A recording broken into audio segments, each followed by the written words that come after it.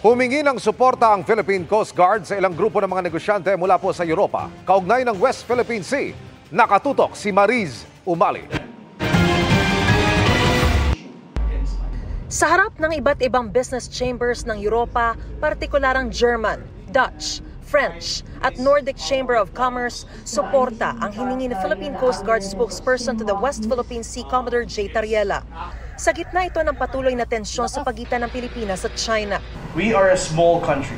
Our voice is so tiny, but for the countries that are bigger than them, combined, we believe that the G7 countries can make China fall in line.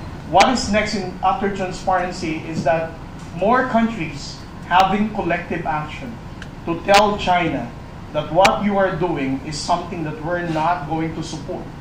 It is something that we're going to condemn. Paulit-ulit na ipinapahayag ni Pangulong Bongbong Marcos na hindi kailanman natin isusuko ni 1 pulgada ng ating teritoryo sa kahit sinong dayuhan. Kaya ayon kay Commodore Tariela, para maipagpatuloy na mapoprotektahan ang ating soberanya, we want the Filipino voters to make sure that those people that they are going to elect in Congress, whether in Senate or in the House of the Representatives, are those lawmakers that would support our fight for the West Philippine Sea. Kaya mahalaga rin daw na maturuan din ang mga kabataan sa tunay na sitwasyon kaugnay sa West Philippine Sea.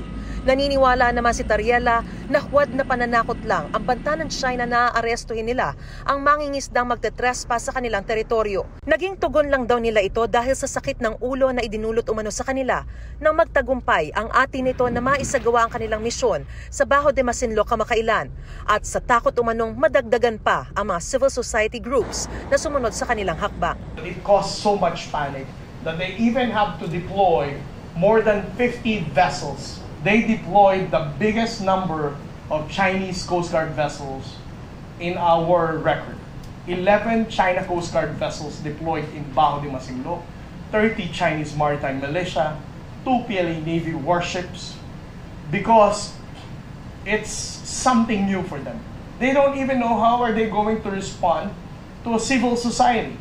Para sa GMA Integrated News, Mariz Umali, nakatutok, 24 oras.